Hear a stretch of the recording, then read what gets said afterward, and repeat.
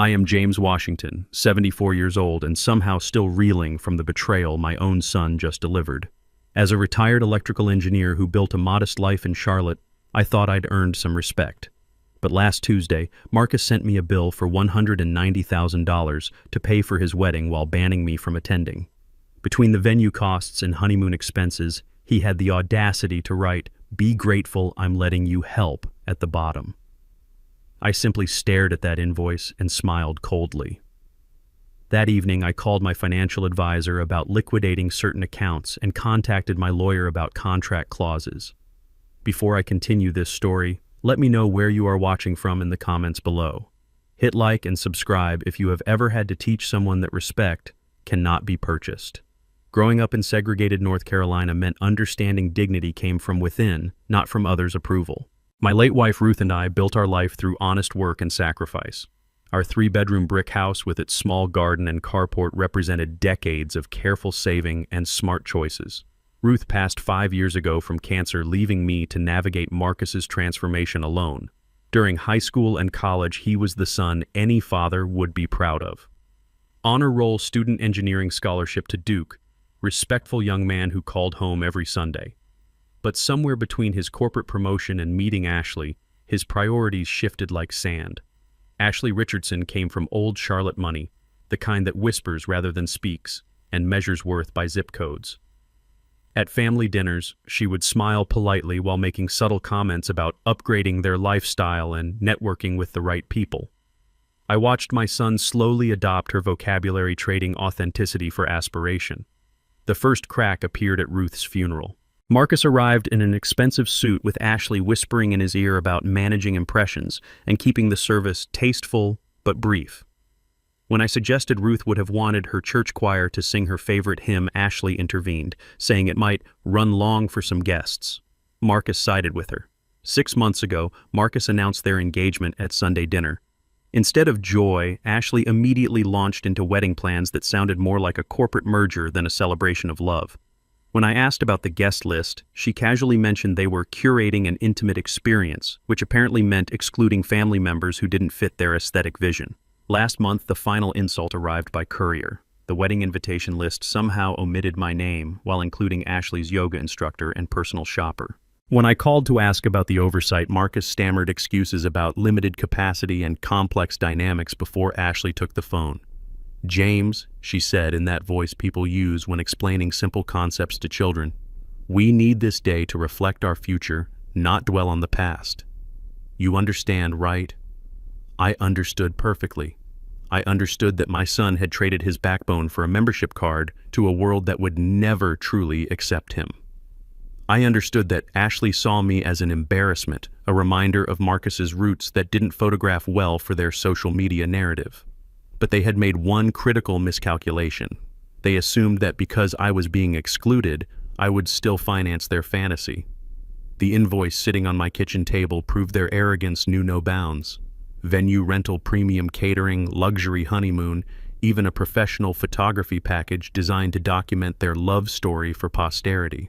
What they didn't know was that this retired electrical engineer had spent 40 years understanding how systems work and what happens when you remove the wrong component.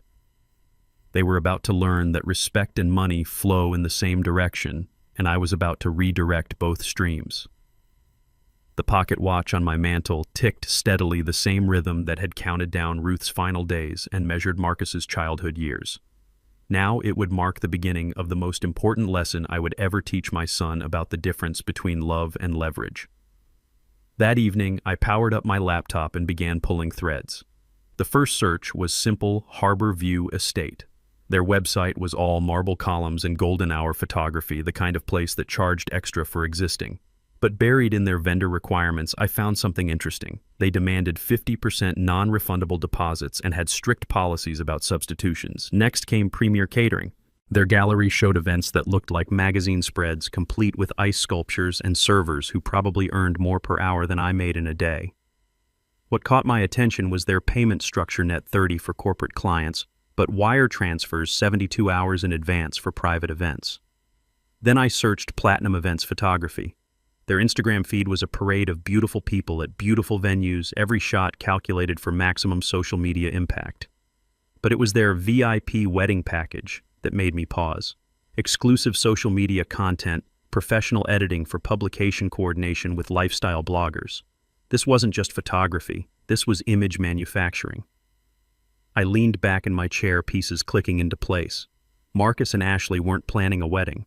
They were producing a show complete with a script, staging, and an audience carefully selected for their approval ratings. And somehow I was expected to bankroll this performance while being banned from watching it unfold. My phone buzzed. A text from an unknown number. Mr. Washington, this is Jonathan from Premier Catering. We're finalizing details for the Washington-Richardson wedding. Just wanted to confirm your payment schedule since you're listed as the primary contact. Call me when convenient. Primary contact. I stared at those words until they burned into my retinas. Marcus hadn't just sent me a bill. He'd made me the financial guarantor for vendors who would come calling when payments ran late. The audacity was breathtaking. I dialed the number. Jonathan picked up on the second ring, his voice carrying the practiced cheer of someone who dealt with wealthy clients daily. Mr. Washington, thanks for calling back. We're excited about the Washington-Richardson event. Just need to lock down that payment timeline. Jonathan, I said, keeping my voice level, I need to clarify something. I haven't approved any charges. If you need authorization, you'll need it in writing from me personally. Silence. Then a careful throat clear. I'm sorry, I thought. The planner said you were handling the account. The planner assumed incorrectly. Don't accept any verbal commitments on my behalf. Everything goes through me directly in writing or it doesn't happen. After I hung up, I sat in the gathering dusk and felt something I hadn't experienced in months: control. For too long, I'd watched Marcus drift away, powerless to pull him back. But money, it turned out, was a language everyone understood, including my son. I opened a new browser tab and searched for someone I hadn't spoken to in years: Damon Turner. He'd been Marcus's best friend since middle school, the kind of kid who ate dinner at our table more nights than his own. While Marcus had moved into the corporate world, Damon had chosen photography building, a modest but honest business shooting real families at real prices. His website was simple, clean, unpretentious. Portrait sessions, small weddings, the occasional corporate gig. Nothing flashy, just good work from someone who remembered that pictures were supposed to capture truth, not manufacture it. I found his phone number and dialed before I could second-guess myself. Damon Turner Photography. Damon, it's James Washington. A pause, then genuine warmth. Mr. Washington, how are you? I was thinking about you just last week. I've been better. Listen, I need a favor. It's about Marcus. I figured it might be. He called me a few months back, asked if I'd shoot his wedding. When I quoted him my rate, he laughed and said they were going with someone more aligned with their vision. Haven't heard from him since. The casual cruelty of it stung. Damon had been like a second son to us, and Marcus had dismissed him for not being expensive enough. I need eyes and ears, Damon. This wedding has turned into something Ruth would have hated, and I'm trying to figure out how to reach my son before he disappears completely. What can I do? You know the industry. You know these vendors. Help me understand what I'm really paying for. There was a long pause. When Damon spoke again, his voice had shifted into the tone of someone choosing sides. Mr. Washington, from what I've heard through the grapevine, this isn't a wedding. It's a debut. Ashley's been telling people it's their coming-out party for Charlotte society. The photography package alone costs more than most people's cars. My stomach tightened. Coming-out party. Think debutante ball, but for couples. The guest list reads like a who's who of Charlotte business. The vendors are all top tier, the kind who specialize in events that get written up in magazines. This whole thing is designed to announce that Marcus and Ashley have arrived. Arrived where? Somewhere you apparently don't belong. The words hung in the air like smoke. I closed my eyes and saw Ruth's face, the way she looked when Marcus graduated from Duke. The pride, the hope, the absolute certainty that we'd raised a good man who would make good choices. Damon, can you get me information, vendor timelines, payment schedules, anything that might give me leverage? I can do better than that. I know people. Let me make some calls. After we hung up, I walked to the mantel and picked up Ruth's photograph. In it, she's holding infant Marcus, both of them glowing with the kind of happiness that doesn't need filters or staging. I traced her face with my finger and whispered an apology for letting our son forget who he was. My phone buzzed again. This time it was Marcus himself. Dad. I heard you called the caterer. I did. Why are you making this complicated? Just sign the contracts and let us handle the details. Marcus, do you hear yourself? You banned me from your wedding but expect me to pay for it. You made financial commitments in my name without asking. You turned your back on friends who loved you because they weren't expensive enough. When did you become someone I don't recognize? Silence stretched between us. When he finally spoke, his voice was smaller, younger. Ashley says you wouldn't understand the position we're in, the expectations. I understand perfectly. You're trying to buy acceptance from people who will never see you as anything more than an interesting addition to their dinner parties. And you're willing to sacrifice your integrity and your family to do it. It's not that simple. It's exactly that simple. But you're about to learn the difference between funding someone's dreams and enabling their delusions. I hung up before he could respond and immediately called my financial advisor.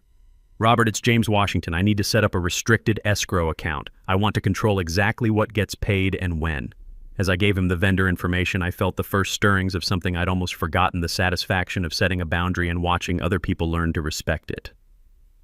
Marcus was about to discover that his father's wallet came with his father's values attached. The wedding was 6 weeks away. That gave me just enough time to teach my son the most important lesson of his life, that love cannot be purchased, respect cannot be inherited, and family cannot be upgraded like a subscription service. Outside, the October evening settled into darkness. Inside, I began planning the kind of education money can't buy, but consequences certainly can. The next morning brought clarity along with coffee. I sat at my kitchen table with a yellow legal pad, drawing lines and connections like I used to do with electrical schematics. Every system has weak points, places where pressure applied correctly can redirect the entire flow. Marcus and Ashley had built their wedding like a house of cards, beautiful but unstable. All I needed to do was find the right card to touch. My first call was to Robert Chen, my financial advisor. We'd worked together for 15 years, ever since Ruth's diagnosis taught me the value of having someone who understood both money and emergencies. James, good to hear from you. How can I help? I need to set up an escrow account with very specific restrictions. I want to control vendor payments down to the penny. Wedding related. Unfortunately, my son thinks he can spend my money without my permission. I need to show him how contracts actually work. Robert chuckled. I've seen this before. Entitled children assuming their parents' wallets are community property. What kind of restrictions are we talking about? Power basic lighting, food insurance. Nothing decorative, nothing for show. If it doesn't keep people fed and safe, I don't fund it. Smart boundaries. I can have the paperwork ready by this afternoon. You'll have complete control over what gets paid and when. Next, I called Damon back. He'd left a voicemail overnight with information that made my blood pressure rise. Mr. Washington, I did some digging. This wedding isn't just expensive, it's being coordinated like a media event. Ashley hired a publicist to pitch it to lifestyle magazines. They're calling it a modern love story and planning to release photos to social media in a coordinated campaign. A publicist. For a wedding. I gripped the phone tighter. What else? The venue has a waiting list 6 months long, but they bumped someone to accommodate Ashley's family connections. The catering includes a wine pairing that costs more per bottle than most people spend on groceries in a month. And get this, they hired a drone operator for aerial footage. A drone. For dramatic shots of the venue and guests. Apparently, Ashley wants footage that could be used for a documentary someday. I closed my eyes and counted to 10. Ruth would have been horrified. She believed weddings were about promising your life to someone in front of the people who loved you. This sounded like a movie premiere. Damon, I need you to do something for me. Can you get inside information on vendor payment schedules? When deposits are due? What happens if payments are late? I can try. Most of these high-end vendors are pretty strict about timelines. Miss a payment window and they'll drop you faster than a hot wire. Good. Let them be strict. Strict as honest. After we hung up, I opened my laptop and began drafting what I mentally called my Declaration of Financial Independence. It was a simple document written in language any lawyer would respect and any judge would enforce. I, James Washington, hereby establish the following conditions for any financial contributions to the Washington-Richardson wedding. First, all expenditures must be approved by me in writing prior to commitment. Second, my financial participation assumes my presence and participation as father of the groom. Third, no funds will be released for decorative, promotional, or media-related expenses. Fourth violation of these terms immediately voids all financial obligations. I printed 3 copies, signed them all, and put one in my safe.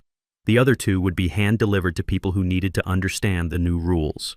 At 2 o'clock, my doorbell rang. Through the peephole, I saw Ashley standing on my porch, immaculate as always, in clothes that cost more than my monthly grocery budget. She held a manila folder and wore the expression of someone accustomed to getting her way through charm and persistence. I opened the door but didn't invite her in. "James, we need to talk." "We can talk, right here." Her smile flickered but held. "This is about the wedding, about Marcus, about family. Surely we can sit down like civilized people." "Ashley, every time we've sat down like civilized people, you've tried to convince me that my presence would be an embarrassment. I prefer to stand." The mask slipped just slightly. "Look, I know there have been misunderstandings." "No misunderstandings. You don't want me at your wedding. I heard you clearly. But you do want my money. That's not a misunderstanding, that's a business proposition." She opened the folder and pulled out a glossy brochure. "I wanted to show you what we're creating. This isn't just a wedding, it's a celebration of everything Marcus has achieved. The venue, the guest list, the photography, it all reflects the life he's built." I glanced at the brochure. Harborview Estate looked like something from a movie set, all columns and perfectly manicured gardens, the kind of place where real people felt like intruders. "Ashley, let me ask you something. In all these plans, all these photographs and guest lists and media packages, where exactly do you see love?" "Excuse me. Love. The reason people get married. Where is it in your brochure?"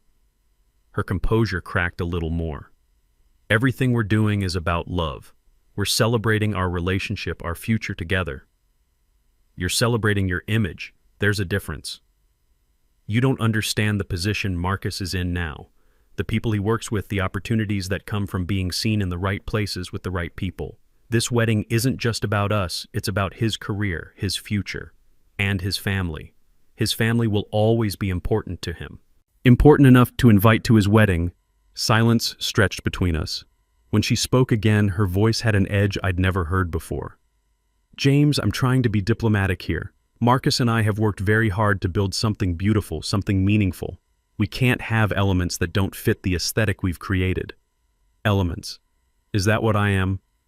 "You're a man who spent 40 years working with his hands in coveralls. Our friends are doctors, lawyers, executives. They expect a certain level of sophistication." And there it was, the truth she'd been dancing around for 2 years. I wasn't unwelcome because of anything I'd done. I was unwelcome because of who I was. A black man who'd pulled himself up through honest work rather than inherited wealth. Someone whose presence reminded everyone that Marcus hadn't always moved in circles where the wine cost more than most people's rent. "Ashley, let me give you some education about sophistication. Sophisticated people don't exclude the man who raised the groom. Sophisticated people don't send bills to people they've banned from events. Sophisticated people understand that love isn't a brand to be managed." Her cheeks flushed. "Fine. You want to be stubborn about this? Marcus told me you'd be difficult. He said you never understood his ambitions." "Did he also tell you about the second mortgage I took to pay for his education? The truck I sold to cover his mother's medical bills? The 60-hour weeks I worked so he could afford to have ambitions? That's in the past. That's what love looks like. Not a photo shoot, not a guest list curated for maximum networking potential. Love is sacrifice without applause." She shoved the brochure back into her folder. "I came here to include you, to help you understand what we're trying to accomplish. But if you're going to be bitter about choices that don't revolve around you, then maybe it's better that you stay home. Maybe it is. But if I stay home, my money stays home too." Her eyes sharpened. "What does that mean?" I pulled out my phone and showed her the email from Robert confirming the escrow account setup. "It means every vendor on your list now has to get my written approval before they see a dime. It means your publicity campaign doesn't get funded. It means your drone footage gets shot with someone else's money." "You can't do that." "I just did. Marcus put my name on those vendor contracts as the primary financial contact. That gives me legal authority over what gets paid and what doesn't." Ashley's composure finally shattered completely. "You selfish old man. Do you have any idea what you're destroying? The connections we've made, the opportunities this represents? I'm not destroying anything. I'm setting boundaries. If you want to build your social climbing platform, you're welcome to do it. Just don't expect the man you've rejected to bankroll your ambitions. Marcus will never forgive you for this. Maybe, but he'll respect me. And right now, I'll take respect over forgiveness. She turned and walked back to her car, heels clicking against concrete like a countdown timer.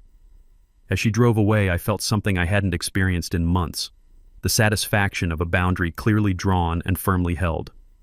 My phone rang almost immediately, Marcus' voice tight with barely controlled frustration. "Dad, what did you say to Ashley? She's furious." I told her the truth, that love doesn't require a publicity campaign. She's trying to do something special for us. She's trying to do something special for her image. There's a difference, and the fact that you can't see it worries me more than anything else about this situation. Why are you making this so hard? We invited you to contribute to be part of something beautiful. You invited my wallet, you banned me. If you can't understand why that's a problem, then we have bigger issues than wedding planning. Marcus was quiet for a long moment. When he spoke again, his voice was different, smaller. "Dad, I'm caught between you and Ashley. I love you both. Then act like it. Stop treating me like an ATM and start treating me like your father. What do you want from me? I want you to remember who you are. Not who Ashley thinks you should become, but who your mother and I raised you to be." Another silence. "I need to think." "Good. Thinking is what adults do before they make decisions." After he hung up, I sat at my kitchen table and looked at the copies of my financial declaration. One would go to every vendor on that list. Let them understand that the gravy train had conditions now, real ones with consequences. Damon called back that evening with more intelligence.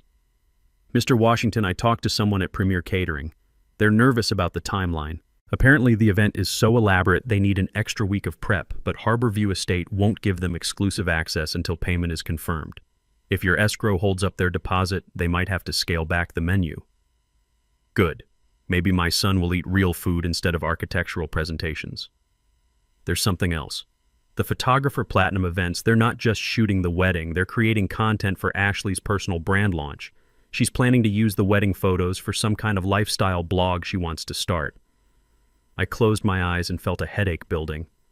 A lifestyle blog? Called Elevated Living or something like that. Ashley as the hostess with the mostest, showing other women how to live with style and grace. The wedding is basically going to be her portfolio. "Damon, can you do me a favor? Start documenting this. Photos, conversations, evidence of what this wedding has really become. I have a feeling I'm going to need proof that this was never about love." "Already on it, Mr. Washington. And sir, for what it's worth, Mrs. Washington would be proud of you for standing up for what matters." After we hung up, I walked to the mantel and picked up Ruth's picture. In the soft evening light, her smile looked almost knowing, as if she'd seen this day coming and trusted me to handle it right. "I'm trying, baby," I whispered to the photograph. "I'm trying to save our boy from becoming someone we wouldn't recognize." Outside, Charlotte settled into evening darkness. Inside, I prepared for the kind of fight that happens when love refuses to be bought and respect demands to be earned. The wedding was 5 weeks away, and every day Marcus delayed in choosing between his father's values and Ashley's ambitions, the more expensive his education was going to become. The war began on a Wednesday morning with coordinated attacks from multiple fronts. First came the phone call from Marcus, his voice carrying the carefully rehearsed tone of someone who'd been coached. "Dad, I've been thinking about our conversation. Maybe we can find some middle ground here." I poured my coffee and settled into the kitchen chair. "I'm listening." "What if we scaled back some of the extras, maybe skip the drone footage, reduce the floral arrangements? But we really need the full catering package and the photography. These are investments in our future." "Marcus, when did food become an investment? When did taking pictures become a business strategy?" "You don't understand the world I work in now. Image matters. The people who can advance my career will be at this wedding. First impressions count for everything." "And what impression do you want to make? That you're a man who borrows money he can't repay to impress people who don't really know him?" Silence. Then a defensive edge crept into his voice. "I can repay it. My promotion comes through next month and Ashley's getting a raise. We have it handled." What promotion? What raise, Marcus? You're counting chickens that might never hatch. Dad, just sign the papers, please. For me, for Mom's memory, for our family. The mention of Ruth hit like a slap. Don't you dare bring your mother into this. Ruth would be horrified by what you're doing. She believed in living within your means and treating people with respect, not excluding family members who don't fit your new image. Mom would want me to be successful. Mom would want you to be decent. There's a difference. An hour later, Ashley arrived unannounced. This time she didn't bother with pleasantries. James, we need to resolve this situation immediately. Vendors are calling with questions about payment schedules. This is becoming embarrassing. For who? For all of us.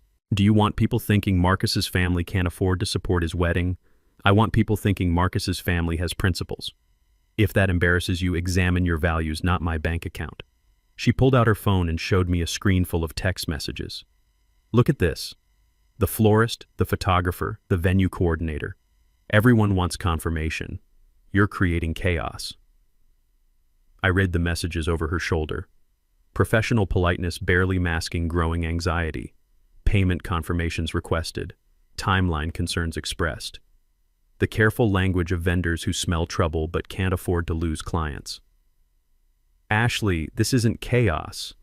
This is accountability. Every business runs on cash flow, and every vendor should know who's actually authorizing their checks. But you are authorizing them. The contracts have your name.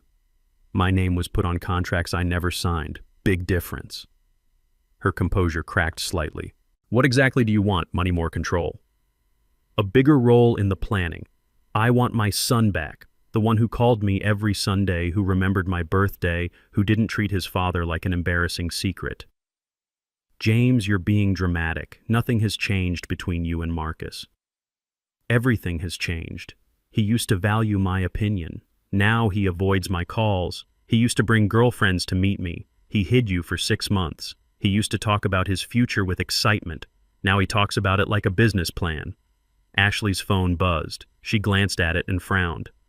That's Kevin Shaw, our wedding planner. He wants to meet with all of us this afternoon to discuss budget realities. Kevin Shaw. He's coordinating everything. Marcus found him through work connections. Very exclusive clientele. Something in her tone made my radar ping. How exclusive? He only takes referrals. Very discreet, very professional. He's handled weddings for some of Charlotte's most prominent families. After Ashley left, I called Damon immediately. I need you to research someone named Kevin Shaw. Wedding planner, exclusive clientele, works by referral only. On it. Give me an hour. Damon called back with information that made my blood run cold. Mr. Washington, Kevin Shaw isn't just a wedding planner. He's what they call a lifestyle facilitator. He helps people project images they can't actually afford by arranging short-term financing through private lenders. Private lenders. Think payday loans for rich people. High-interest short terms designed to bridge gaps between image and reality. Shaw takes a percentage of everything he arranges. My stomach dropped.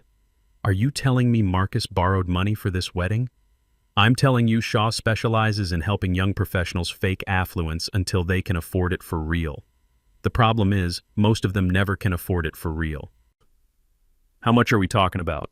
Based on the vendor list Ashley showed around town, probably 60 to 80,000, maybe more.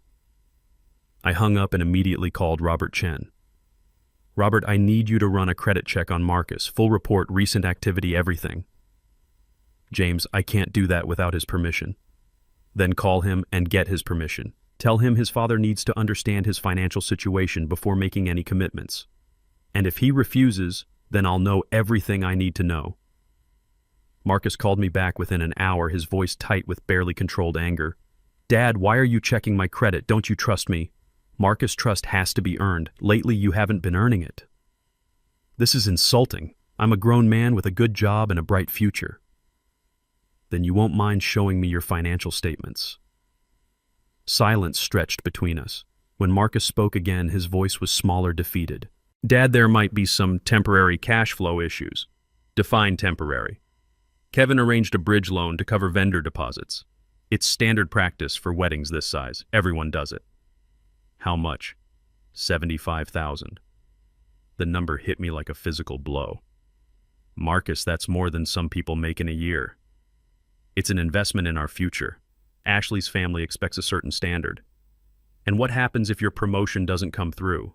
What happens if Ashley's raise gets delayed? What happens if the economy takes a downturn and you're stuck with debt you can't service? Dad, you're catastrophizing. Everything will work out. Famous last words of every person who ever went bankrupt. That afternoon, Kevin Shaw himself called to arrange a meeting.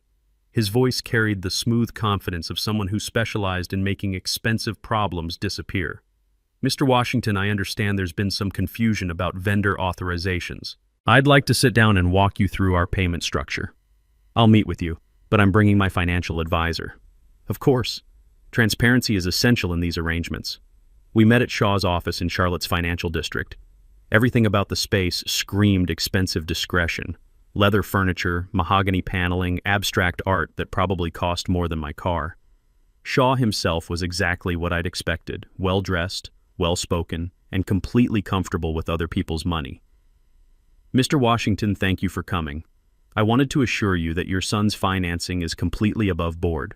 We specialize in helping young professionals bridge the gap between current income and future earning potential. At what interest rate? Shaw's smile never wavered. Our rates are competitive for the specialized services we provide.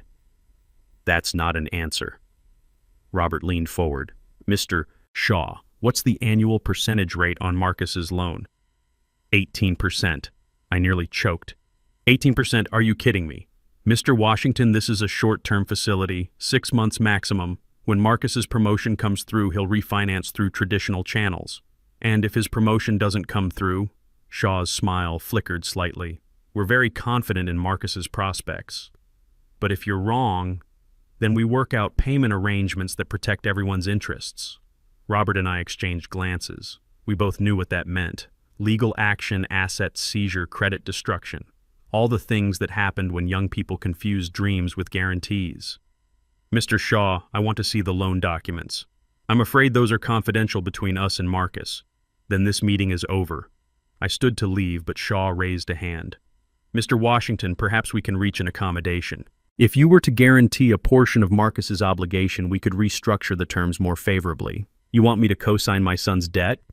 Think of it as supporting his aspirations. I think of it as enabling his delusions. Robert and I walked out without another word. That evening, the vendor calls began in earnest. Premier Catering wanted payment confirmation. Harbor View Estate needed deposit verification. Platinum Events Photography required contract clarification. Each caller was polite but firm. Money needed to flow or services would stop. I gave each of them the same message. Submit your invoices to my escrow account. If I approve the charges, you'll be paid within 24 hours. If I don't approve them, find another funding source. By Friday, the pressure was building. Ashley called twice, Marcus called 3 times, and Kevin Shaw left 2 voicemails. Each conversation followed the same pattern. Pleading, reasoning, bargaining, and finally threats. Dad, you're sabotaging my wedding. I'm teaching you about consequences. Ashley's parents are asking questions. Her father wants to know if we can handle our financial obligations. We can with your help. That's not the same thing as being able to handle them. Friday evening, Damon called with disturbing news. Mr. Washington, I talked to someone at Harbor View Estate. They're getting nervous about the Washington-Richardson wedding. Payments are behind schedule and they're starting to make contingency plans. What kind of contingency plans? They have other events waiting for that date. If payments don't clear by next Wednesday, they might offer the slot to someone else. Good. Sir, let them offer it to someone else. Maybe Marcus will learn that real life operates on real deadlines.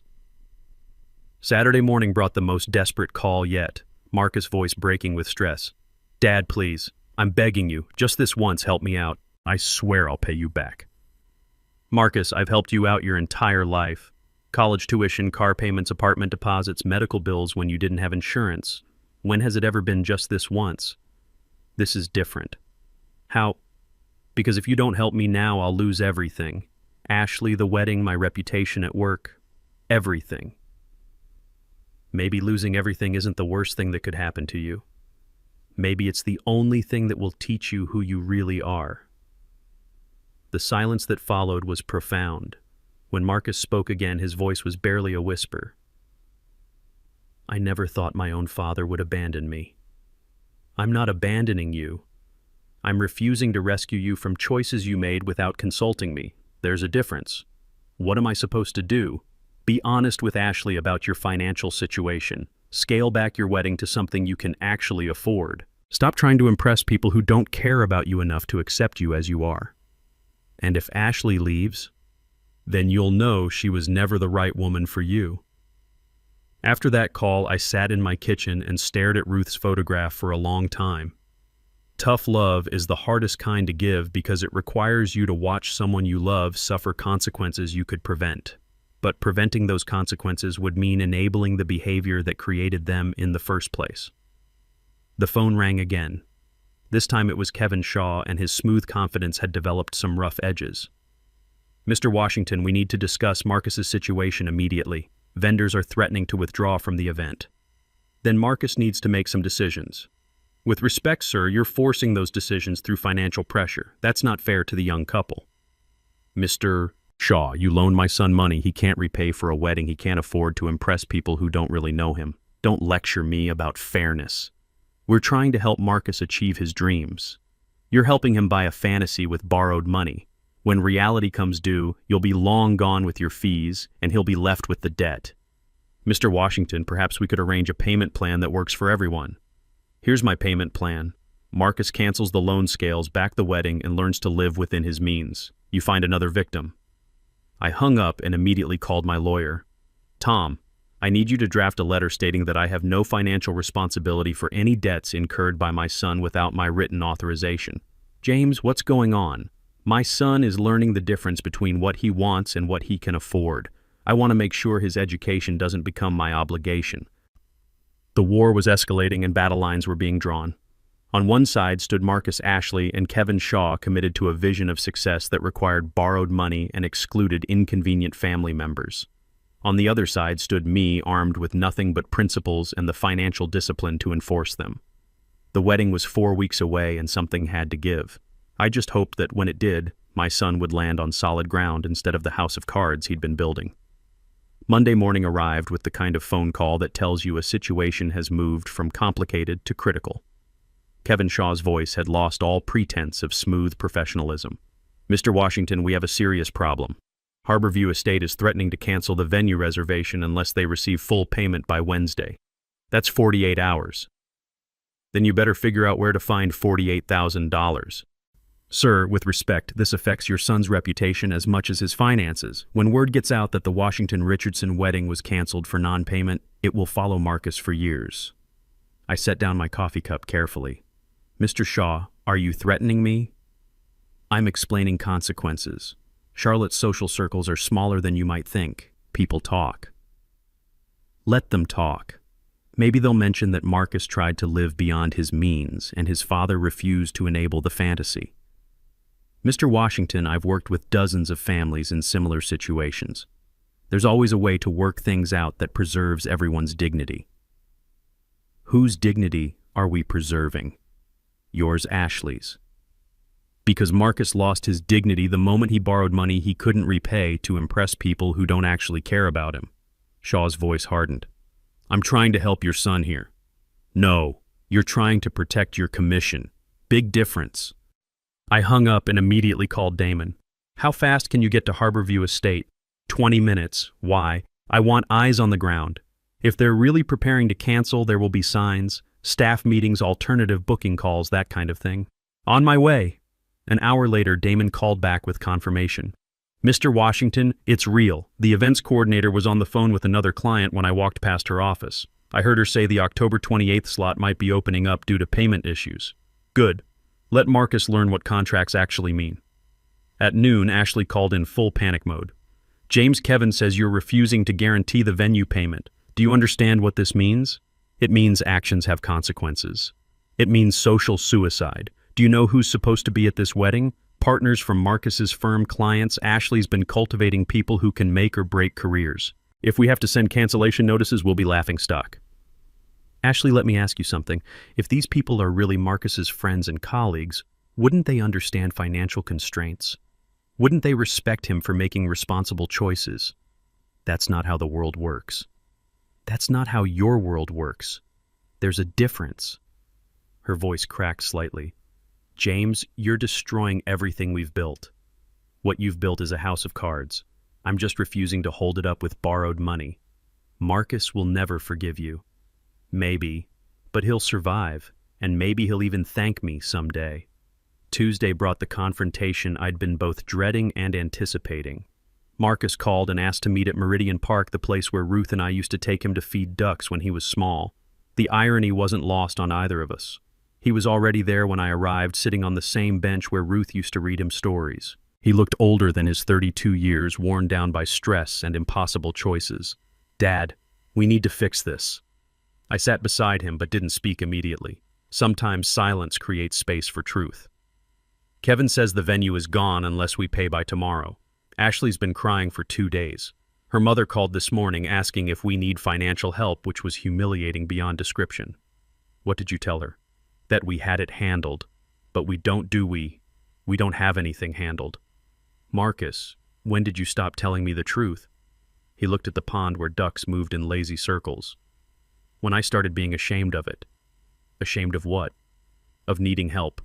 Of not being as successful as I pretended to be. Of dating a woman whose family has more money than mine ever will. And you thought borrowing money would solve that? I thought it would buy me time to catch up. Catch up to what? An image, a lifestyle, Marcus, you're chasing, something that doesn't exist. We sat in silence for several minutes. When Marcus spoke again, his voice was barely audible. I love her, Dad. I know you don't understand why, but I do. I understand loving someone.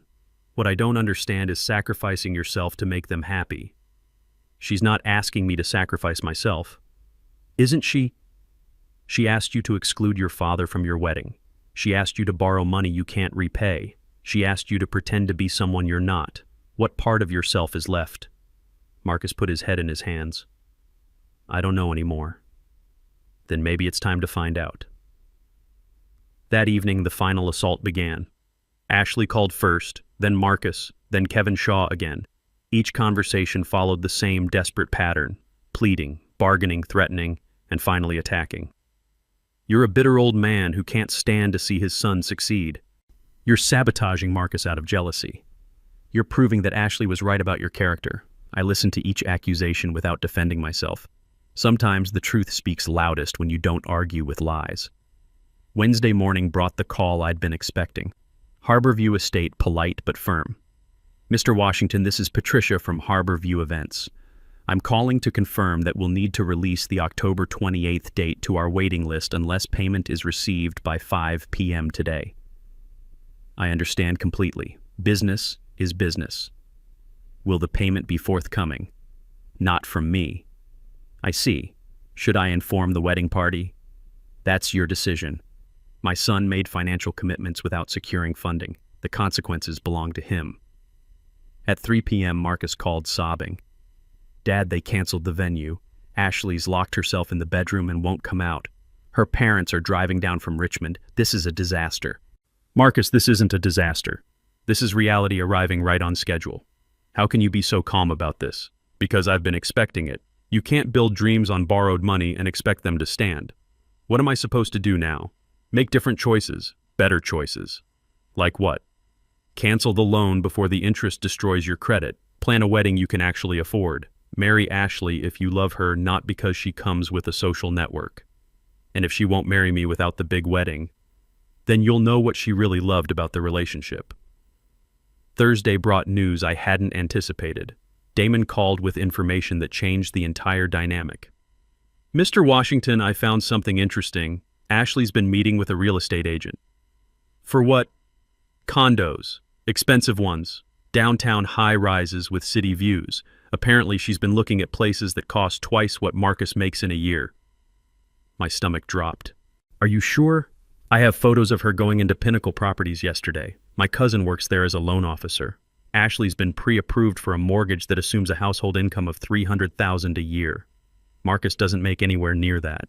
No, but Marcus plus a wealthy father-in-law might. The pieces clicked into place with sickening clarity. Ashley hadn't just been planning a wedding. She'd been planning a lifestyle upgrade funded by my money. The wedding was never about love. It was a down payment on a future I was expected to subsidize. I called Marcus immediately. Son, We need to talk, in person, right now. Dad, I can't deal with another lecture about financial responsibility. This isn't about financial responsibility. This is about Ashley's real plans for your marriage. Something in my voice must have convinced him because he agreed to come over immediately. When Marcus arrived, I showed him the photos Damon had taken. Ashley walking into Pinnacle Properties.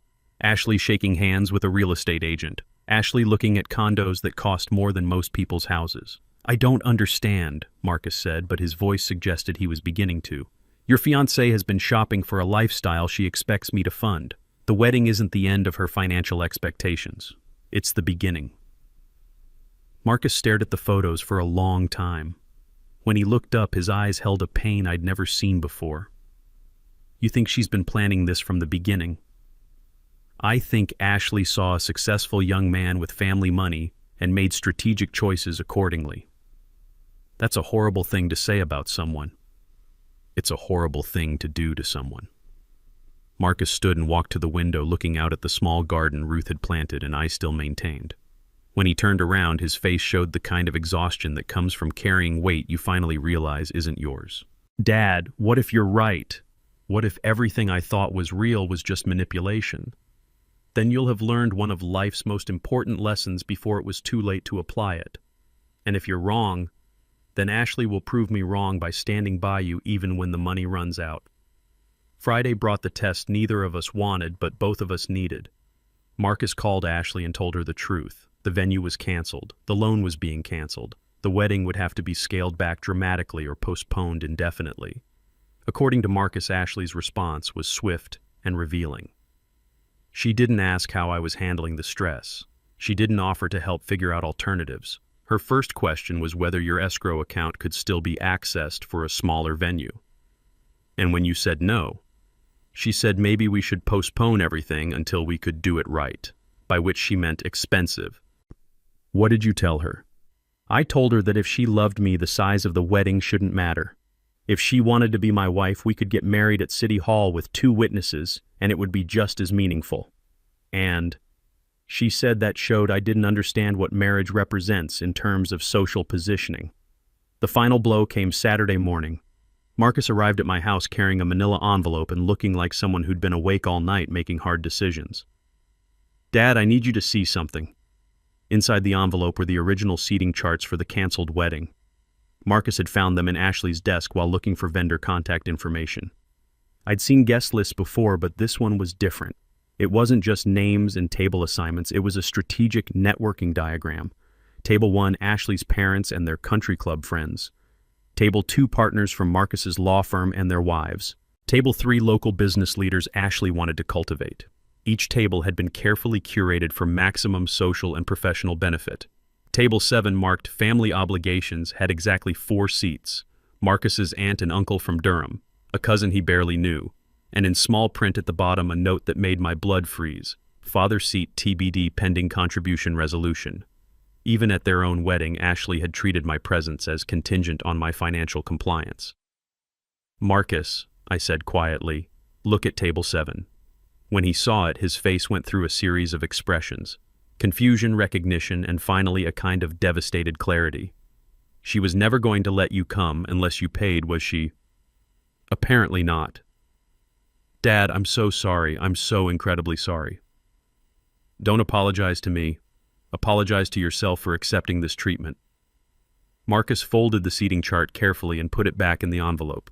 When he looked at me again, I saw something I hadn't seen in 2 years. My son, the real one without the mask Ashley had helped him create. Dad, what do I do now? You decide who you want to be.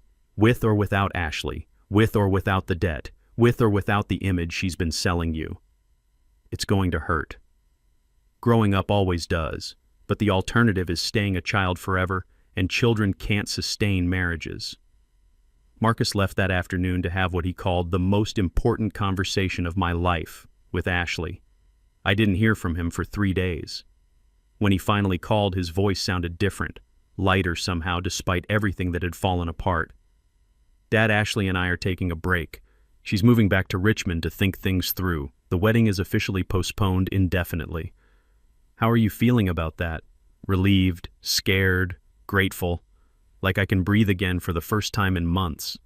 And the debt, Kevin's restructuring it into a personal loan with more reasonable terms. It'll take me 2 years to pay off, but I'll manage it without putting anyone else at risk. Marcus, I'm proud of you. For what? Making a mess of everything. For cleaning up the mess before it became permanent. The tension that had been building for months finally began to release.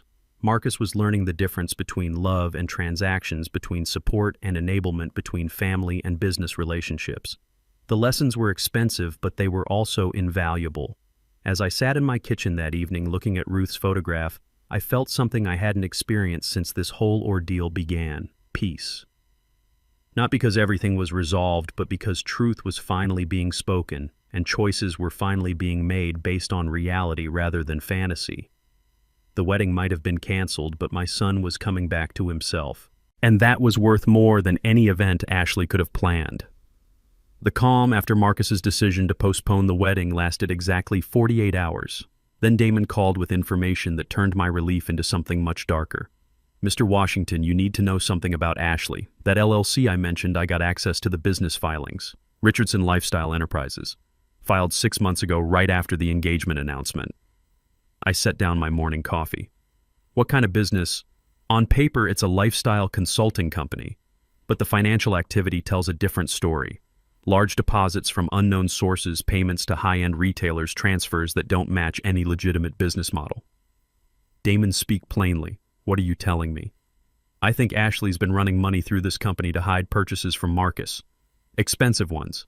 Jewelry, furniture, designer clothes. All paid for by Richardson Lifestyle Enterprises. The implications hit me like a physical blow.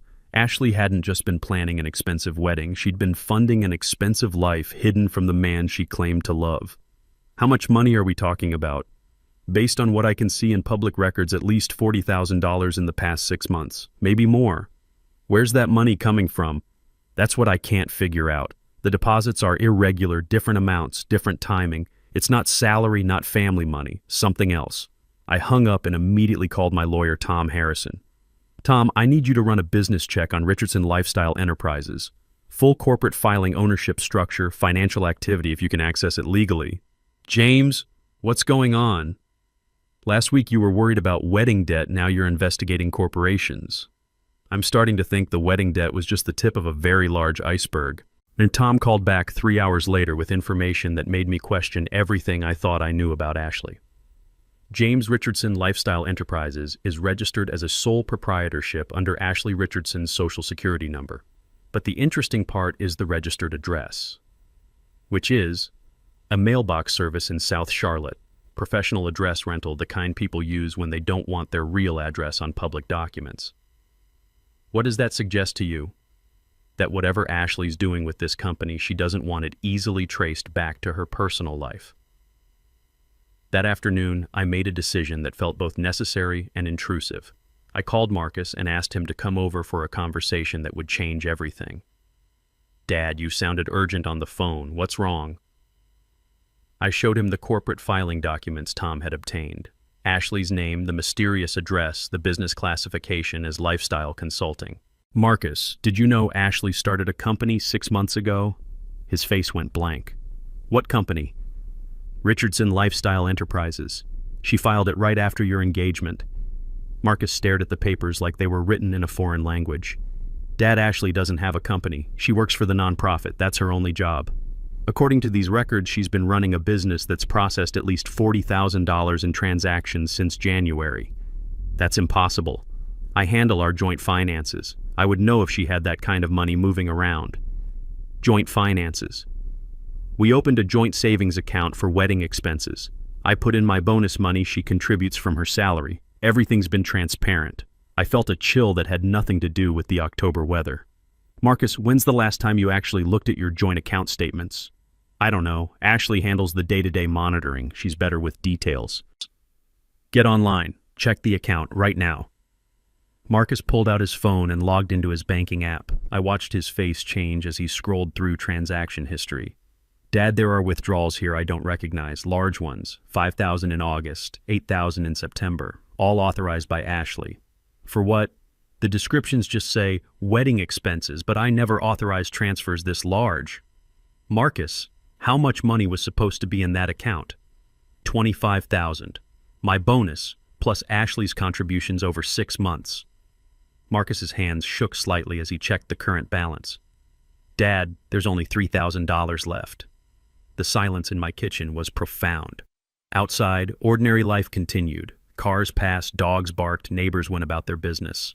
Inside, my son was discovering that the woman he planned to marry had been systematically draining their shared resources for purposes she'd never disclosed. Marcus, I think we need to understand where that money went. This has to be a mistake. Ashley couldn't. Some people do things we never think they're capable of when they want something badly enough. Marcus spent the next hour on the phone with his bank requesting detailed transaction records. What he learned painted a picture of financial deception that went far beyond wedding planning. Dad, the money went to cash withdrawals and wire transfers. The withdrawals happened at ATMs all over Charlotte. The wire transfers went to Richardson Lifestyle Enterprises. Ashley was transferring your joint money to her private business account. But why? What was she buying that she couldn't tell me about? Before I could answer, my phone rang. It was Damon, and his voice carried an excitement that suggested he'd found something significant. Mr. Washington, I know where Ashley's money went. A friend of mine works at Cartier downtown. Ashley's been a regular customer for months. Jewelry, watches, designer accessories, always paying cash. How much? My friend estimates at least $30,000 since spring, all purchased under the name Richardson Lifestyle Enterprises for what Ashley called business development purposes. I looked at Marcus, who had gone pale listening to my side of the conversation. Damon, anything else? Yeah. Ashley's also been shopping at designer furniture stores, not wedding registry stuff. High-end pieces for what she told salespeople was her consulting office, another $15,000 minimum. When I hung up, Marcus was staring at his phone screen like it might offer some explanation that made sense. Dad, Ashley's been lying to me for months, maybe longer. Everything about our finances, about her business, about what she's been doing with our money. Marcus, I'm sorry. I know this is painful. I feel like an idiot. How did I not see this? Because you trusted someone you loved. That's not idiocy, that's faith. Ashley chose to betray that faith. Just then, my phone rang again. This time it was a number I didn't recognize, but the voice was familiar. Kevin Shaw, and he sounded desperate. Mr. Washington, we have a serious situation. Several vendors are threatening legal action over unpaid deposits. That's Marcus's problem, not mine. Sir, your name is on the vendor contracts as the financial guarantor. Legally, you may be liable for outstanding debts. My blood pressure spiked. I never signed any guarantor agreements. The wedding planner contract includes a clause stating that the primary family contact assumes financial responsibility for vendor obligations. I looked at Marcus, who was listening to my side of the conversation with growing alarm. Mr. Shaw, send me copies of every document that allegedly bears my signature. I want to see exactly what I'm supposed to have agreed to. Mr. Washington, we need to resolve this quickly. Premier Catering is threatening to file a lien. Harborview Estate is demanding immediate payment for cancellation fees, and Platinum Events Photography wants compensation for lost bookings. How much are we talking about? Approximately $35,000 in cancellation fees and deposit forfeitures. After I hung up, Marcus and I sat in stunned silence. The wedding that was supposed to cost $190,000 was going to cost money, even though it wasn't happening. Dad, I'm ruined. The joint account is empty. Ashley's been stealing our money, and now vendors want $35,000 in cancellation fees. Marcus, take a breath. Let's solve one problem at a time. I called Tom Harrison immediately. Tom, I need you to review some vendor contracts. Kevin Shaw claims I'm financially liable for wedding debts, but I never signed any guarantor agreements. James, email me everything you have. I'll review it tonight and call you first thing tomorrow. That evening, as Marcus sat at my kitchen table going through bank statements and trying to piece together the scope of Ashley's deception, I found myself thinking about patterns.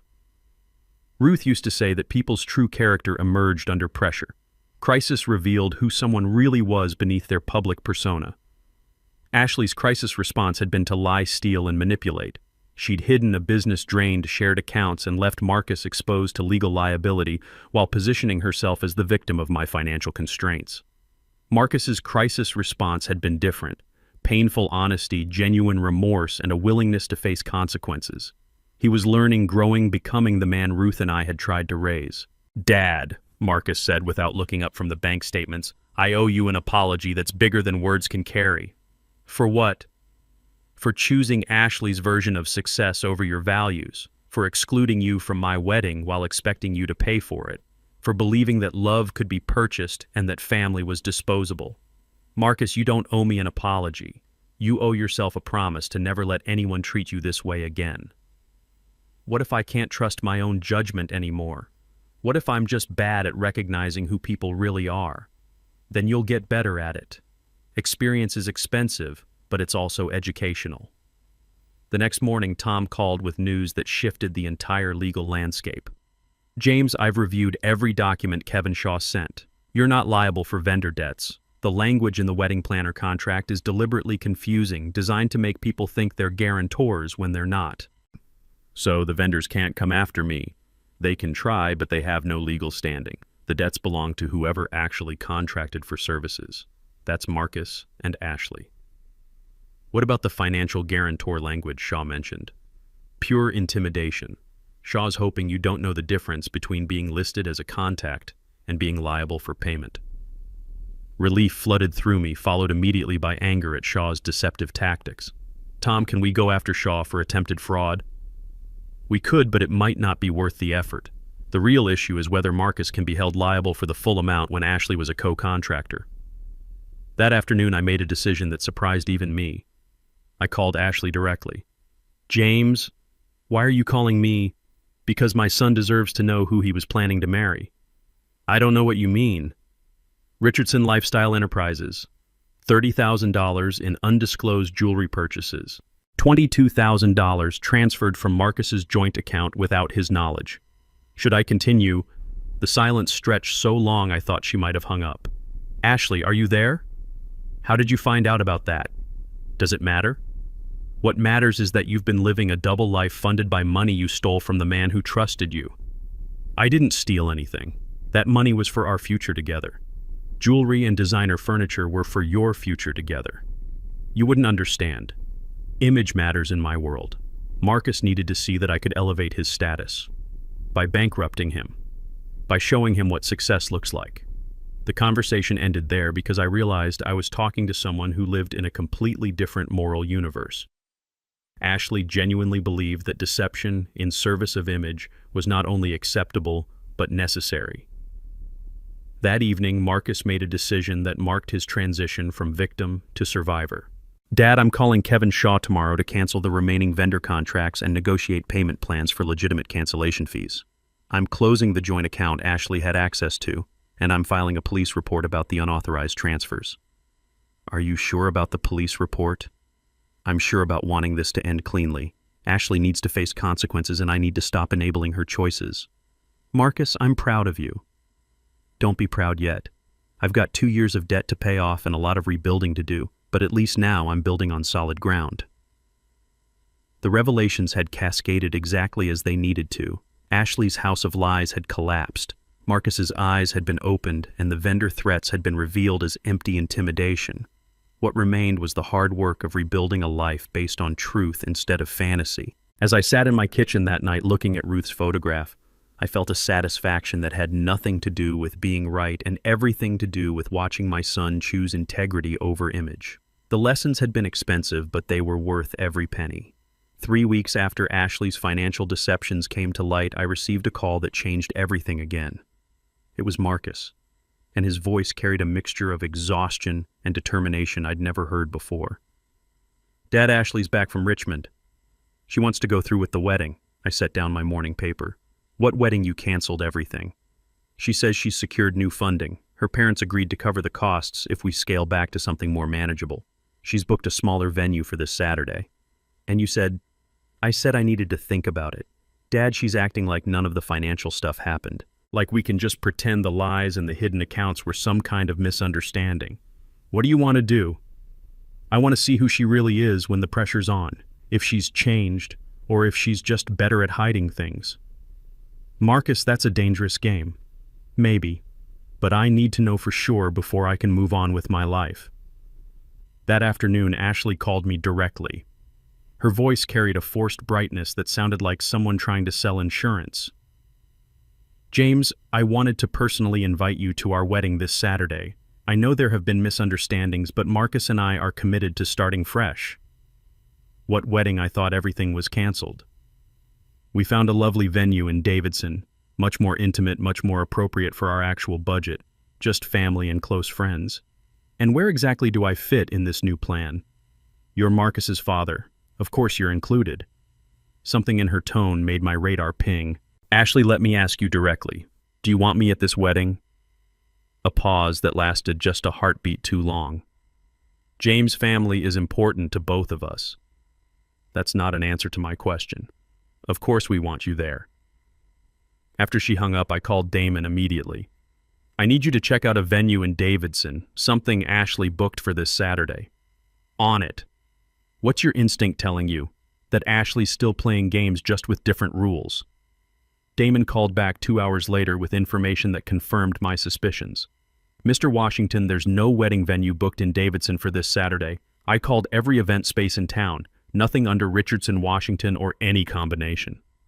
Are you sure? Positive. Either Ashley's lying about the venue, or she's planning something that isn't actually a wedding. That evening, Marcus came to my house looking more conflicted than I'd ever seen him. Dad, something's not right.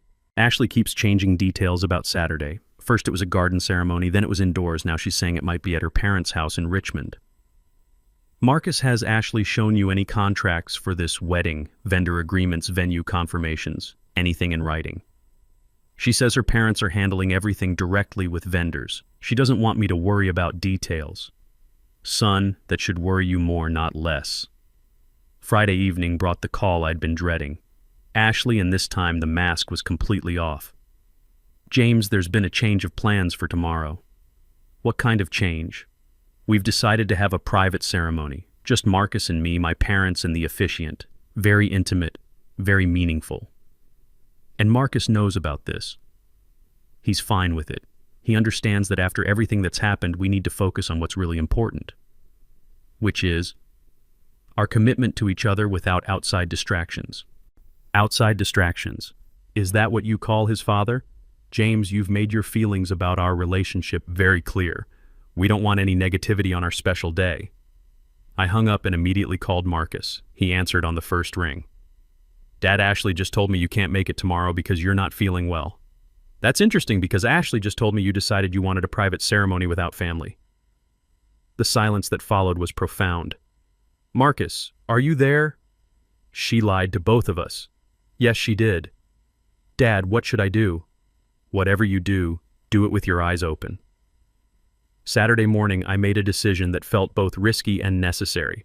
I drove to Davidson to find whatever Ashley had actually planned. If there was a wedding, I was going to attend. If there wasn't, I was going to find out what game she was really playing. The venue turned out to be Riverside Gardens, a small event space I hadn't thought to check because it was technically in Cornelius, not Davidson. I found it by following a trail of white balloons and Ashley's social media posts. I parked across the street and watched through my car window as vendors arrived. A small catering truck, a florist van, a photographer who definitely wasn't the expensive Platinum Events crew Ashley had originally hired. This was exactly what she'd claimed. It wasn't a budget wedding thrown together at the last minute. At 10:30, I saw Marcus arrive looking like a man walking to his execution. He stood in the parking lot for 5 full minutes before finally going inside. I waited another 10 minutes, then made my choice. I walked across the street and through the front door of Riverside Gardens like I belonged there. The space was simple but nice. White chairs arranged in short rows, basic floral arrangements, a small arch where vows would presumably be exchanged. Maybe 40 people total, none of whom I recognized except for Ashley's parents. Ashley stood near the entrance, greeting guests, wearing a white dress that was beautiful, but clearly not the designer gown she'd originally planned. When she saw me, her face went through a series of expressions: surprise, anger, calculation, and finally forced politeness. James, what a lovely surprise. I thought you weren't feeling well. I'm feeling fine. Looking forward to celebrating my son's wedding. I'm not sure we have a seat for you. The guest list was finalized based on your regrets. Then I'll stand. Ashley's mother appeared at her elbow, a woman who'd clearly spent her life managing social situations through charm and subtle intimidation. Mr. Washington, how nice to see you, though I do think there might be some confusion about today's arrangements. No confusion on my end. My son is getting married and I'm here to witness it. Of course, but this is a very intimate gathering. We've carefully planned for a specific number of guests. Then you should have planned for the groom's father. Ashley's father joined the conversation, a man whose handshake suggested he was used to resolving problems through quiet authority. Mr. Washington, perhaps we could step outside and discuss this reasonably. I am being reasonable. I'm a man attending his son's wedding. Sir, we've arranged this event based on certain understandings about family participation. What understandings? That I didn't deserve an invitation to my own son's wedding. The conversation was attracting attention from other guests who were beginning to stare at the growing confrontation near the entrance. Ashley's face had gone red with embarrassment and anger. James, you're creating a scene. I'm stating facts. You lied to Marcus about me declining to attend. You lied to me about him wanting a private ceremony. Now you want me to leave quietly so no one asks uncomfortable questions about why the groom's father wasn't invited. That's when Marcus appeared, drawn by the raised voices and the cluster of people near the door. When he saw me, his face showed relief, confusion, and something that might have been gratitude. Dad, what are you doing here? I'm here for your wedding son. But Ashley said you couldn't make it. Ashley said a lot of things that weren't true. Marcus looked from me to Ashley to her parents, pieces clicking together in real time. Ashley, did you tell my dad he wasn't invited? Marcus, we discussed this. We wanted intimacy, not complications. We never discussed excluding my father. You said yourself that he'd been difficult about the finances. Being careful with money isn't the same as being difficult, and it's definitely not grounds for excluding him from his son's wedding.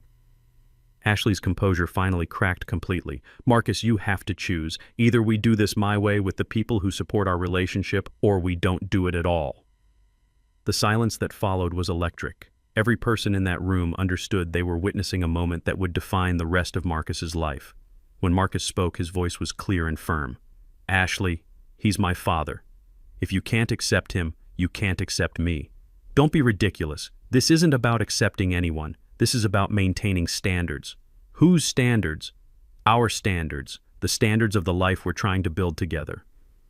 A life that excludes my family isn't a life I want to build. Ashley's mask didn't just slip. At that point, it disintegrated entirely.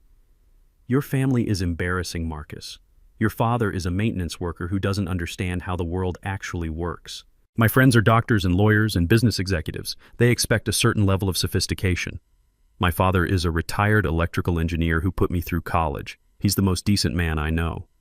Decent doesn't get you invited to the right parties or introduced to the right people. Then maybe we're going to the wrong parties and meeting the wrong people. I watched my son have the conversation I'd been hoping he'd have for 2 years. Not with me, but with himself. About what mattered, what was real, what was worth preserving, and what needed to be discarded. Ashley made one last desperate attempt to regain control. Marcus, if you humiliate me in front of my family and friends, there's no coming back from this. Good, Marcus said quietly, because I don't want to come back to this.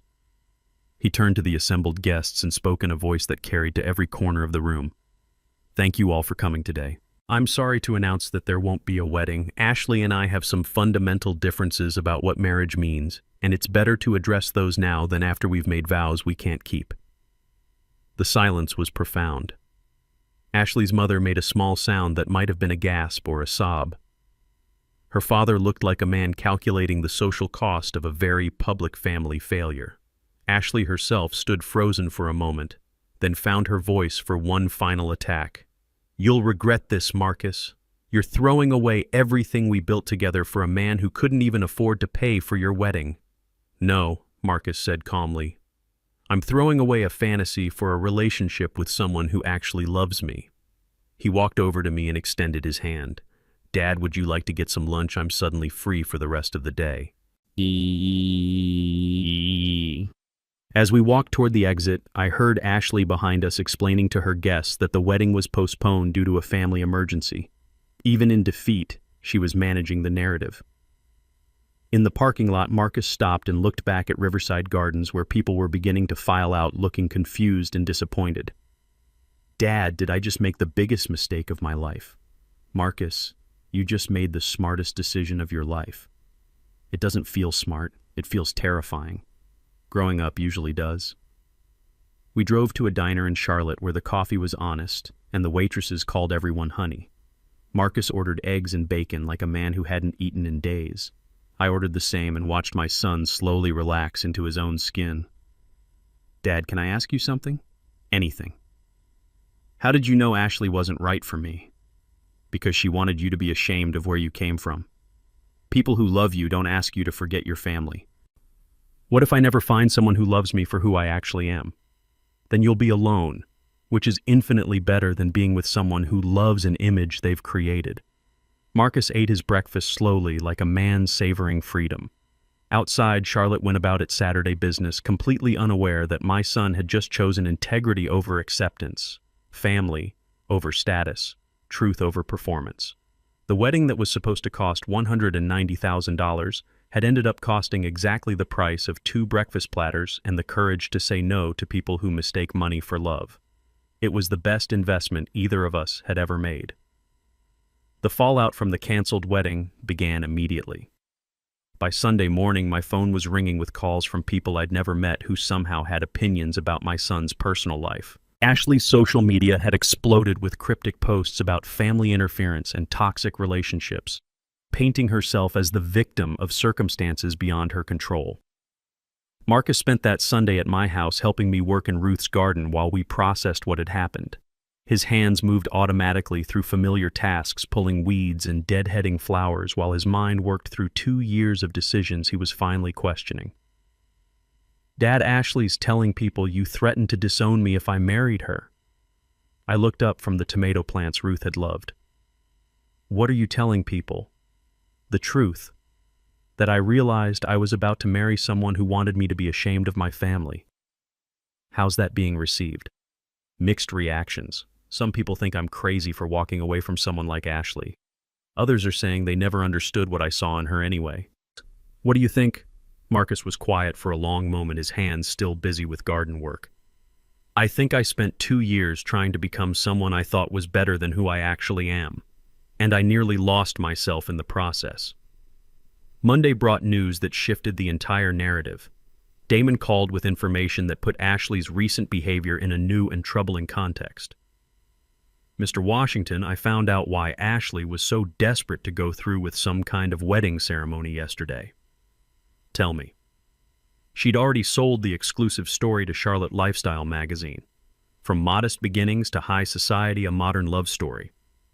The article was supposed to run this month with photos from the wedding." I sat down heavily. She was going to monetize their marriage. Gets worse. The magazine paid her a $5,000 advance, which explains some of the money that disappeared from the business account. Ashley wasn't just planning a wedding, she was planning a media launch for her personal brand. "Does Marcus know?" "Not yet. I thought you should tell him." When Marcus came over that evening, I showed him the email Damon had forwarded from Charlotte Lifestyle magazine. A cheerful note from an editor asking when they could expect the wedding photos and final interview for their upcoming feature story. Marcus read it twice, his face cycling through disbelief, anger, and finally a kind of sad resignation. She was going to sell our love story. Apparently so. "Dad, how did I not see this? How did I miss that everything about our relationship was being packaged for public consumption? Because you loved someone, and love makes people hopeful. You kept looking for the woman you thought Ashley could become instead of accepting who she actually was. What kind of person sells their wedding to a magazine without telling their fiancé? The kind of person who sees relationships as business opportunities." Tuesday brought Ashley herself appearing at my front door without warning or invitation. She looked different, smaller somehow, as if the events of the weekend had deflated something inside her. "James, we need to talk." "We really don't." "Please, just 5 minutes." Against my better judgment, I led her into my kitchen. She sat at the same table where Marcus had made his decision to cancel the loan, where we discovered her financial deceptions, where truth had finally been spoken after months of lies. "I want to explain what happened Saturday." "Ashley, what happened Saturday was clarity. Nothing needs explaining." "You don't understand the pressure I was under. My parents, my friends, everyone had expectations about this wedding. I couldn't just cancel everything without losing face." "So you planned a fake wedding and excluded the groom's father to save face." "It wasn't fake. I love Marcus." "You love the idea of Marcus." the successful young professional who could elevate your social status. You never loved the actual man who came with a maintenance worker father and modest family background. Ashley's composure cracked slightly. That's not fair. What's not fair is expecting someone to abandon their family for your approval. James Marcus has potential, real potential. But he needs guidance, refinement. He needs someone who understands how success actually works. Success at what cost? His integrity, his relationships, his sense of self. You're being dramatic. Am I Ashley? You stole money from your shared account, lied about your business activities, excluded his father from his wedding, and sold your love story to a magazine without his knowledge. If that's what success looks like, Marcus is better off failing. She was quiet for a long moment, staring at her hands folded on my kitchen table. What am I supposed to do now? Everyone knows the wedding was canceled. My reputation is ruined. Your reputation was built on lies. Maybe it's time to build something real. Easy for you to say. You don't understand what my world is like. You're right. I don't understand a world where love is a marketing opportunity and family is disposable. And I'm grateful Marcus escaped before he learned to understand it too. Ashley left without another word and I never saw her again. But Marcus told me later that she'd called him several times, each conversation following the same pattern. Apologies that blamed circumstances, promises to change that came with conditions, and finally threats about what her family could do to his career. Marcus handled each call the same way, with polite firmness and an increasingly clear understanding of who Ashley really was versus who he'd wanted her to be. Wednesday brought an unexpected visitor. Kevin Shaw appeared at my door looking haggard and desperate. Mr. Washington, I need to discuss Marcus's financial obligations. Marcus doesn't have financial obligations to you. Sir, there are vendor contracts that remain unfulfilled, cancellation fees that were triggered by Saturday's events. Then Ashley can pay them. She contracted for the services. Ashley's parents are refusing to cover costs they say were unauthorized. Sounds like a problem between you and Ashley. Shaw's professional veneer finally cracked completely. Mr. Washington, if these debts don't get paid, my business will be destroyed. I've been covering vendor payments out of my own pocket, hoping the wedding would proceed. Mr. Shaw, you built a business model on enabling people to live beyond their means. Now you're learning what happens when reality arrives. I was trying to help young couples achieve their dreams. You were helping them purchase fantasies with borrowed money. There's a difference. Shaw left, looking like a man who'd finally understood that other people's dreams don't pay your bills when they wake up. Thursday evening, Marcus and I had the conversation I'd been hoping for since this whole ordeal began. Not about Ashley, not about money, not about weddings, but about what kind of man he wanted to be going forward. Dad, I've been thinking about what you said, about choosing who I want to be. And I want to be someone Mom would be proud of. Someone who treats people with dignity, who keeps his word, who doesn't pretend to be more than he is. You already are that person. You just forgot for a while. How do I make sure I don't forget again? By remembering that the people who love you don't want you to change. They want you to be the best version of yourself. Friday brought closure from an unexpected source. Charlotte Lifestyle magazine called to inform me that they were canceling their planned feature story about Marcus and Ashley. The narrative has become too complicated, the editor explained. Our readers prefer love stories with happy endings. What will happen to the advance they paid Ashley? That's between us and Ms. Richardson, but I will say that misrepresenting story elements violates our contributor agreements. Saturday morning, exactly 1 week after the canceled wedding, Marcus came to my house with news that surprised me. Dad, I got a call from Damon yesterday. He wants to hire me to help with his business expansion. Doing what? Marketing, business development, the kind of corporate strategy work I do at the firm. But for small businesses, real people building honest enterprises. And you're interested. I'm interested in work that feels meaningful. Damon's building something real, helping families preserve memories instead of manufacturing images. What about your job at the law firm? I'll keep it for now. Do consulting work on weekends, but Dad, I want to build something I can be proud of without having to pretend I'm someone else. That afternoon, we drove to Ruth's grave together. It was the first time Marcus had visited since the funeral, and I watched him kneel beside the headstone with tears in his eyes. Mom, I'm sorry I lost my way for a while. I forgot what you and Dad taught me about what matters. I knelt beside him. She knows, son, and she's proud of the choice you made." We sat there for a while in comfortable silence, father and son reconnected by shared loss and renewed understanding. Sunday evening, as October settled into November and the worst crisis of our relationship moved into memory, Marcus helped me prepare dinner in the kitchen where everything had started with that invoice for $190,000. "Dad, can I ask you something?" "Always." "Do you think I'll ever find someone who loves me for who I actually am?" "I think you already know someone who loves you for who you actually are." "Who?" "Yourself." And that's where every healthy relationship starts. As we cooked together sharing stories and jokes, I felt Ruth's presence in a way I hadn't since she died. Not as sadness or loss, but as completion. We'd raised a good man who'd temporarily lost his way but found his path back to the values that mattered. The wedding that was supposed to cost $190,000 had ended up costing something much more valuable and much more affordable: the illusions that were keeping Marcus from becoming himself.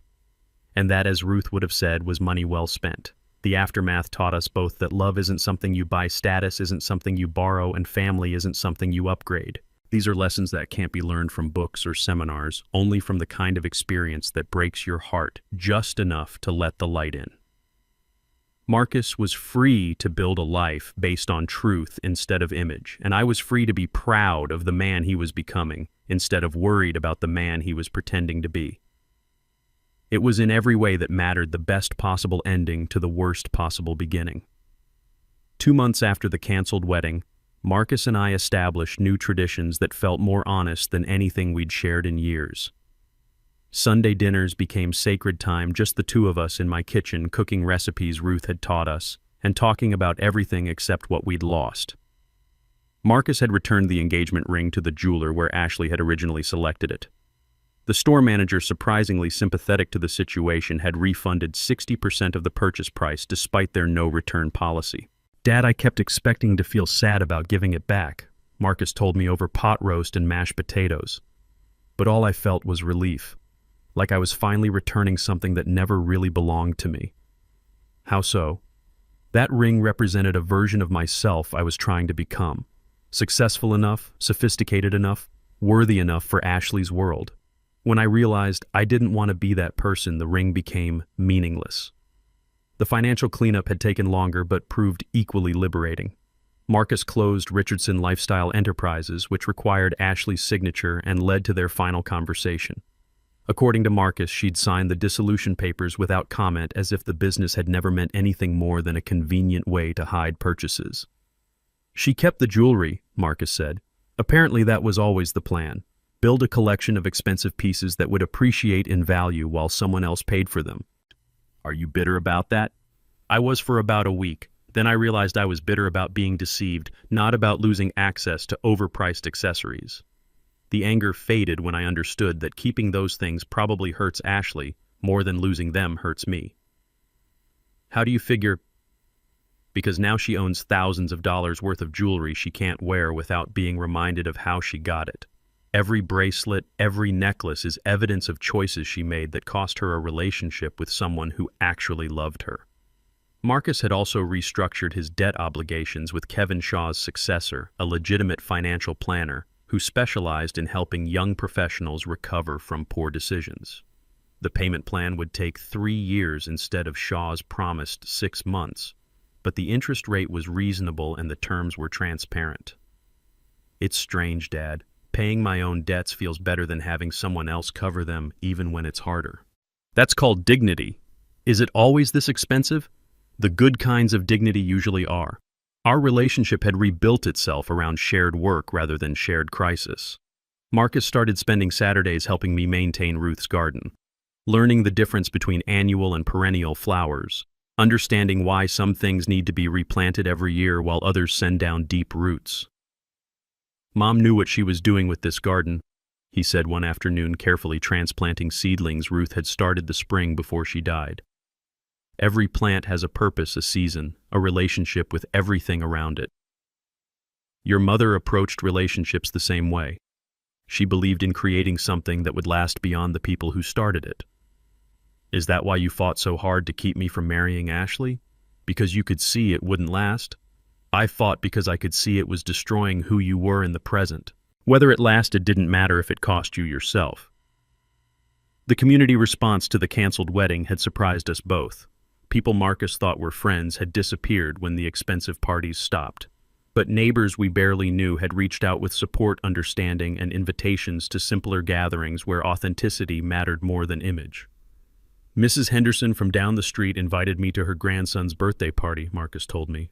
When I asked why, she said because I seemed like someone who'd actually enjoy watching a 5-year-old blow out candles. And did you?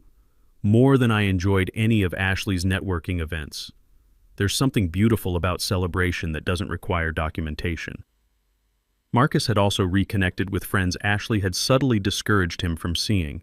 Damon, of course, but also college roommates who worked as teachers and social workers, people whose lives weren't designed for Instagram, but who remembered Marcus's birthday and called when they were worried about him. Dad, I think I confused success with performance for so long that I forgot what accomplishment actually feels like. What does it feel like? Quieter, more personal, like something you carry inside instead of something you display for others. As winter settled over, Charlotte Marcus made a decision that surprised even me. He applied for a position with a nonprofit organization that provided financial literacy education to families in underserved communities. It's a pay cut, he admitted, but it's work that matters, teaching people to avoid the kind of debt traps I fell into, helping families make decisions based on their values instead of their aspirations. Ruth would be proud. I hope so. I want to build something she would recognize as worthwhile. And the final piece of closure came in December when Ashley sent Marcus a letter.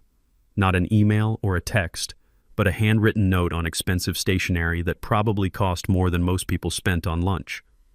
Marcus showed it to me not because he needed advice about how to respond, but because transparency had become important to him. Dear Marcus, it read, I've had time to think about what happened between us, and I want you to know that I understand your perspective. I may have lost sight of what was truly important in my desire to create something beautiful for both of us. I hope you find happiness with someone who appreciates the life you want to build. With respect, Ashley. What do you think? Marcus asked. I think it's a well-written non-apology that takes responsibility for nothing while sounding gracious. That's what I thought too. Should I respond? Do you want to? No. And that tells me everything I need to know about how I've healed. On Christmas morning, Marcus and I cooked breakfast together in my kitchen while snow fell outside the windows. We'd invited Damon and his girlfriend along with Mrs. Henderson and her grandson, creating the kind of celebration Ruth would have loved, simple, genuine, focused on gratitude rather than spectacle. Dad, Marcus said as we set the table with Ruth's everyday dishes instead of the fine china Ashley would have insisted on, can I tell you something I've learned? Always. Real love doesn't need a costume or a spotlight. It doesn't require approval from strangers or validation from social media.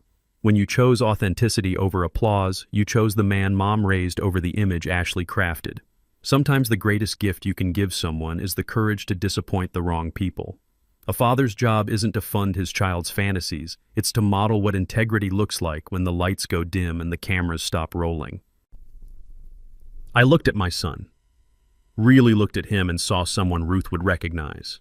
Not perfect, not without scars, but honest in a way that made everything else possible. Marcus, your mother would say that's the best Christmas present she could have asked for. What's that? Watching her son choose love over leverage, substance over show, family over fashion.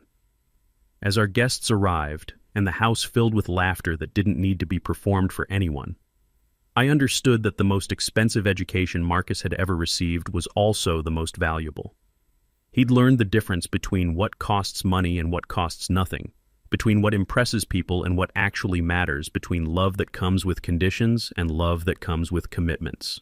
The wedding that never happened had taught us both something no ceremony could have provided, that the best relationships are built on truth, sustained by respect and celebrated by people who love you exactly as you are, exactly where you come from, exactly as you choose to be. And that, as Ruth would have said, is worth more than all the jewelry in Charlotte. Real love doesn't need a costume or a spotlight. It doesn't require approval from strangers or validation from social media. When my son chose authenticity over applause, he chose the man his mother raised over the image his fiancée crafted. Sometimes the greatest gift you can give someone is the courage to disappoint the wrong people. A father's job isn't to fund his child's fantasies, it's to model what integrity looks like when the lights go dim and the cameras stop rolling. If this story resonated with you, share it with someone who needs to hear that real love doesn't require a performance and family bonds are worth more than social status.